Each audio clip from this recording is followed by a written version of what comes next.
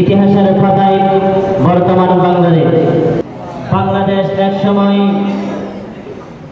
পাকিস্তান ছিল, পাকিস্তান এক সময় হিন্দুস্তান ছিল। পাকিস্তান প্রতিষ্ঠিত হয় একমাত্র আল্লাহর কালিমা উঁচু করার জন্য। পাকিস্তান যখন প্রতিষ্ঠিত হয়, প্রতিষ্ঠিত হওয়ার 24 বছর পর পাকিস্তানি পাক হানাদাররা বাংলাদেশের উপর নির্মমভাবে নির্যাতন করে। বাংলাদেশের মানুষকে স্বাধীনভাবে চলতে দেয়নি, ফিরতে দেয়নি। তারা হত্যাযজ্ঞ করেছে, বর্বরতা করেছে। এভাবে তারা বাংলাদেশের মানুষের উপর জুলুম নির্যাতন করেছে। বাংলাদেশের মানুষের রক্ত শুষে তারা খেয়েছে।